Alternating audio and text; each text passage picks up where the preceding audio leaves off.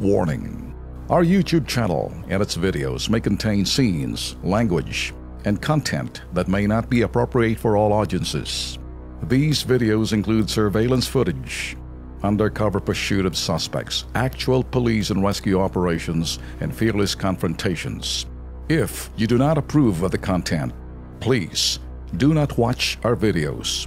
If you wish to continue, we strongly advise that you proceed with caution. Viewers' discretion is advised. Eto, parang Alex, ano? Yes. May kantang nang dahil sa langgam nasira ang kotse. Nako.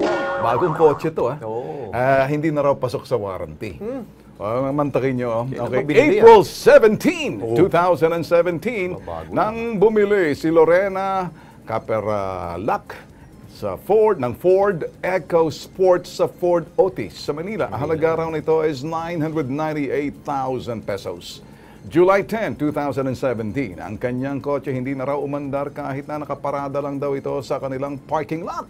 Agad daw niyang itinawag sa Ford Otis ang problema. Agad naman daw kinuha ang kanyang sasakyan at dinala sa Ford Maynila. Pero makalipas ilang araw, tinawagan daw siya ng Ford Otis at sinabihan siyang hindi na raw pasok sa warranty damage ng kanyang brand new car. Ang dahilan, meron daw langgam ang push button ng kanyang kotse. Naku, Sus Mariosep, gusto na lang na i-refund ang kanyang ibinayad. Sus Mariosep, nang dahil sa langgam. Oo, hindi ka na makakuha ng warranty. Langgam lang nasira ng kotse. Sus Mariosep. Okay, Tindi na langgam magandang hapon, Lorena. Ano ba talagang naging problema rito? Pakipaliwanag. Actually po, yun nga po, yung nung Sunday po, kasi paluwas na kami ng mga bata, gagamitin ko po sana yung sasakyan dahil nasa Bulacan po siya, Manila kami. Basta hindi na lang po siya nag-start. Inaano po nung tinatry po ng kapatid ko. Tapos nung hindi po nag-start, ang una nilang chinek yung pong battery. Pero okay naman po yung battery. Until sabi po niya, itawag na lang sa Ford kasi nga under warranty pa. So tumawag po ako sa Ford. Kinuha po nila ng Monday afternoon. Tapos po, yun, actually hindi po sila tumawag sa akin. The next day, ako po yung tumawag. Ako po yung nag-follow up. Ang sabi po nila, tomorrow pa rin malalaman kasi hindi pa raw po tapos yung pag-check nila. Diagnostic ang tawag nila doon. Yun. So, the next day, tumawag nga po sila, yung sa service po, named by Mark Padillo. Sinabi nga po niya na ang findings daw po ay may langgam.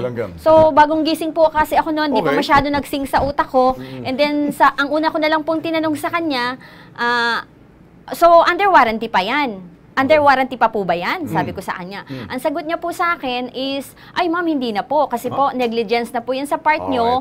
And, pero sabi po niya, honestly, sinabi naman po niya, ma'am, gagawin ko ng paraan, but I cannot promise you. Pero nandun pa rin yung doubt ko na hindi nga, Una sa lahat, ako magsasabi rito, although kakausapin natin dito ang Department of Trade and Industry, arbitrary. Hindi mo pwedeng sabihin negligence. You're being accused as negligence. Paano kung pumasok ang langgam doon? Yun nga po, paano ko po babantayin yung sasakyan ko? Di saan po kinilumbuan ko or nilagay ko sa ibabaw ng tubig? Easy. Tawagan mo na ito. Makakausap natin si Lilian Salonga, Assistant Director in Consumer and Protection Advocacy ng Department of Trade and Industry. Magandang hapon, Ma'am Lilian, Director Salonga.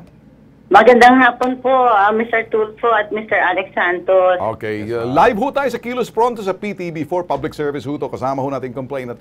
Ma'am, eto ho kasi sinasabi ho ng Ford, with due respect sa Ford naman, parang inilalapit na ho namin sa inyo kasi arbitrary hong inaakusahan na ugad nilang negligence kasi pinasok daw ng langgam yung yung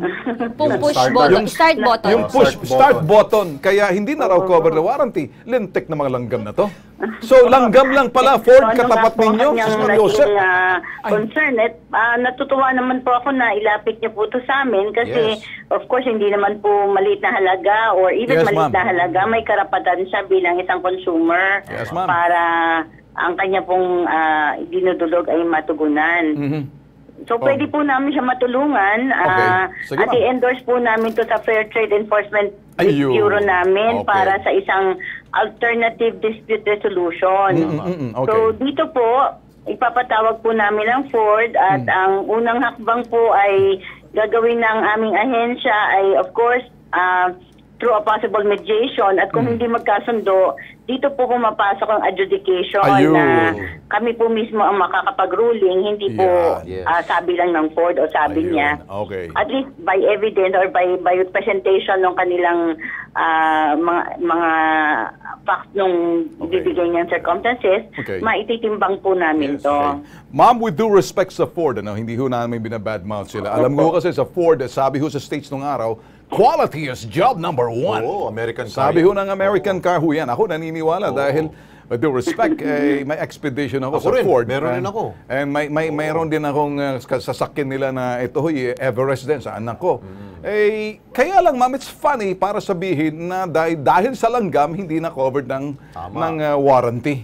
Hindi ho, something is wrong. Something is wrong. Yeah. Bago pa ho sa sasakyan ibig mo man sabihin, ma'am, hindi ko maintindihan. Meron po tayong Consumer Act or even the Lemon Law na may sinusundan na procedural guideline. Okay. Sa Lemon Law po kasi kung saan kailangan mabigyan ng manufacturer, distributor or kanyang authorized dealer ng 5 repair attempts ang bawat tira ng sasakyan. Okay. So, covered po yan na siya protektado na pwede siyang makapag-require ng hanggang 5 attempts ng manufacturers. Ma'am, maganda ho, nag-uusap po tayo sa Eric sa pamamagitan ho ng Kilos Pronto. Kaya ho may Kilos Pronto Public Service. So, naliliwanagan ho ang publiko, consumer especially, sa mga ganitong klaseng kaso na bihira ho, kasi ito ho, hindi pangkaraniwa ho yung presyo ng isang sasakyan.